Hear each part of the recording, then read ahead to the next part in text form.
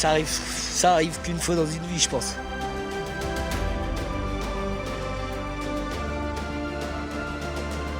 Ils sont là! Si on m'avait dit aujourd'hui que j'allais gagner le Cornulier, j'aurais pas cru. Le prix de Cornulier est une course mythique. Le remporter, c'est basculer dans une autre dimension. C'est rendre fier et marquer l'histoire de son sport. Je peux pas réaliser quelque chose de plus grand dans ma carrière. Le prix de Cornulier, ce sont des victoires qui restent gravées autant dans la mémoire que dans le cœur. Pour le comprendre, enfilez votre casaque, chaussez vos étriers, nous remontons le temps.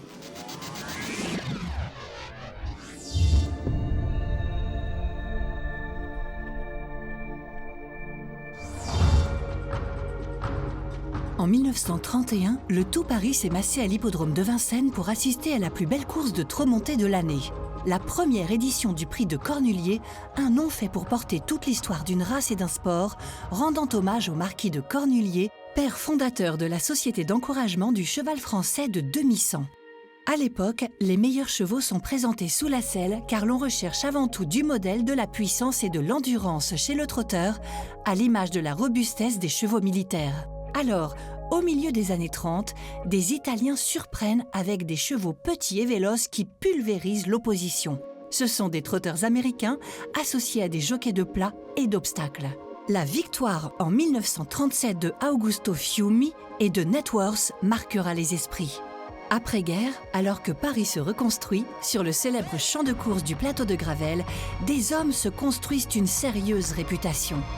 Grâce au phénoménal Soirus né au Haras des Rouge-Terre, l'entraîneur Francis Riault et son neveu le jockey Maurice Riault se voient auréolés des lauriers du tout premier triplé de l'histoire.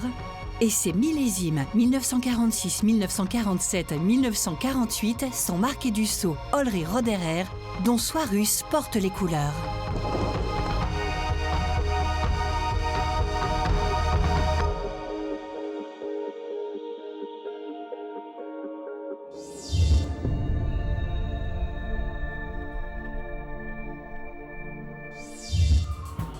On ne sait jamais vraiment dire si c'est l'homme qui fait de son cheval un champion ou le cheval qui met en lumière le talent de l'homme. En 1955, lorsque Fandango et Michel-Marcel Goujon triomphent, ils ne savent pas que des décennies plus tard, leurs noms seront encore dans toutes les têtes. Michel, dit Minou, aura su façonner un diamant brut en joyau, et Fandango, le super-héros, aura lui révélé au monde un surdoué, faisant aujourd'hui encore l'admiration de tous. Tel père, tel fils. En 1967, Querido II met à l'honneur l'entraînement du pointilleux Georges Dru. Quelques années plus tôt, c'est le vaillant Gardon qui braque les projecteurs sur Louis Baudron sous la selle de Jean-Marie, le jockey star des grandes maisons de l'époque. Puis dans les années 60, Vincennes est sous le charme de Mazina. La jument d'Henri Lévesque est pour Léon Zitrone l'incarnation de l'entrée dans l'ère du trot moderne. Les épreuves de trot ne sont plus comme il y a 20 ans encore des courses quasi primaires où on poussait de bout en bout. Les drivers ont découvert la tactique, la course d'attente, bref les changements de vitesse. Et Mazina est le type même de l'animal qui se prête à tout cela, un animal complet. La puissance et la grâce, Mazina, c'est cela.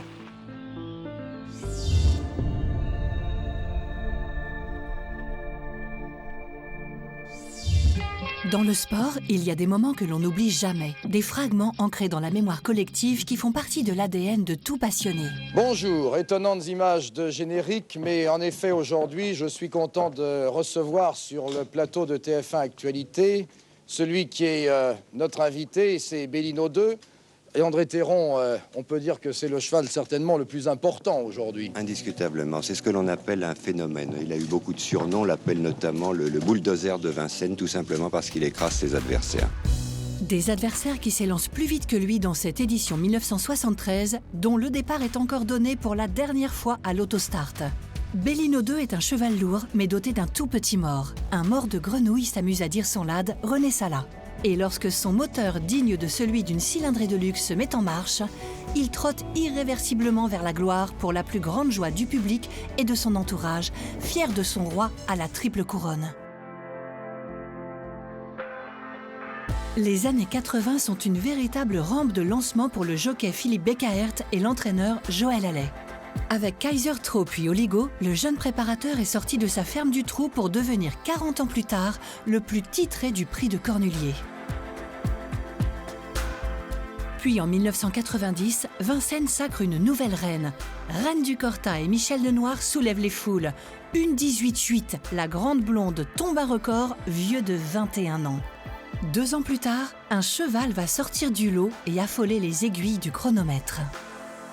C'est maintenant Voici du Niel qui mène devant Vivier de Montfort. Voici du Niel en tête devant Vivier de Montfort avec une bonne avance sur Kélagé des Urfes du Vaste.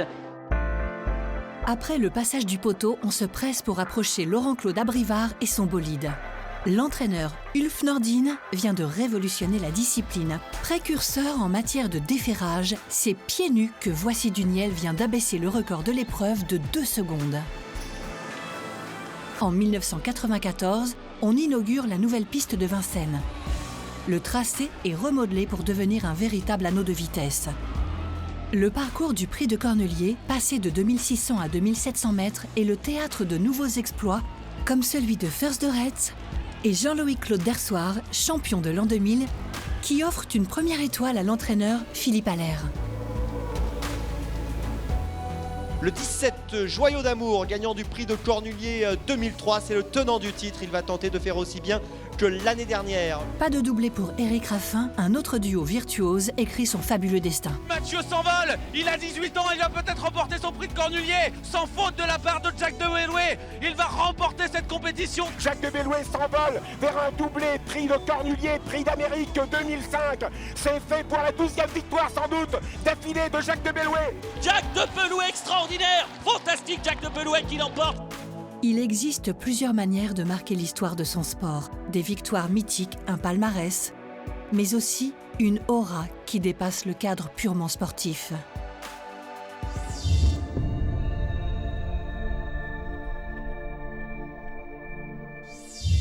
À l'aube du nouveau millénaire, le trotteur français est le fruit de décennies de sélections exigeantes et de croisements ingénieux. Trotter rime désormais un peu plus avec légèreté car le modèle des chevaux s'est affiné et la monte en avant redonne fière allure à la discipline de l'étrier. Inspiré par le multiple étrier d'or Yves Dreux, Philippe Pascal ose raccourcir ses rênes et ses étriers. Les chevaux sont comme libérés, ce sport sublimé. Mais cette nouveauté rend l'exercice encore plus pointilleux. Et cette fois, c'est parti pour ce prix de Cornulier.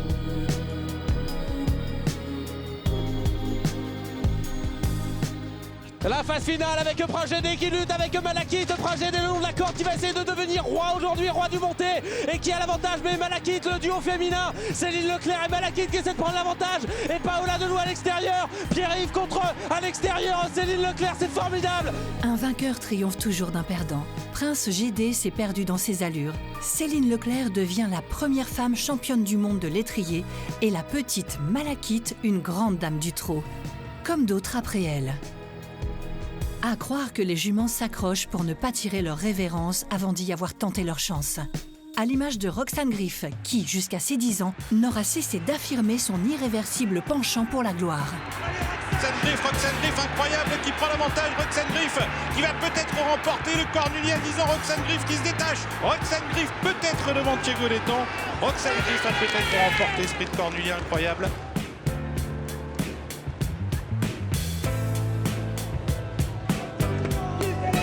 Vous avez levé les bras, vous étiez au ras des tribunes avec plein de bruit. Qu'est-ce que vous avez ressenti? Le rêve. Tout simplement le rêve. Bravo. Ce rêve s'est réalisé à 8 reprises ces dernières années pour des entourages de juments, au point de faire monter les larmes aux yeux des plus imperturbables. Je crois que c'est un excellent jockey. Il est récompensé par la plus belle victoire qu'un jockey ait envie de gagner. Voilà. Et je pense que c'est son premier, mais ce ne sera pas son dernier. Des championnes semblant donner des ailes à leur jockey comme touchées par la grâce, car gagner le prix de Cornulier, c'est se porter en héritier de près de 100 ans de tradition, d'abnégation, de détermination et de passion. Fantastique. Mathieu, il a amené la montée au top. Et elle, c'est... Alors, demain, conjuguera-t-on de nouveau la victoire au féminin? Le record de l'éblouissant double tenant du titre Billy Billy sera-t-il égalé, voire amélioré? Depuis 1931, le prix de Cornulier, c'est une pluie de victoires, de records, un festival d'émotions et de légendes. Et c'est forte de cet héritage que l'histoire continue. Les Cornulier Races font entrer la discipline de l'étrier et ses champions dans une nouvelle ère. Ils sont là! Allez, Roxane! Ça arrive qu'une fois dans une vie, je pense. Si on m'avait dit aujourd'hui que j'allais gagner le Cornulier, j'aurais pas cru. Je peux pas réaliser quelque chose de plus grand dans ma carrière.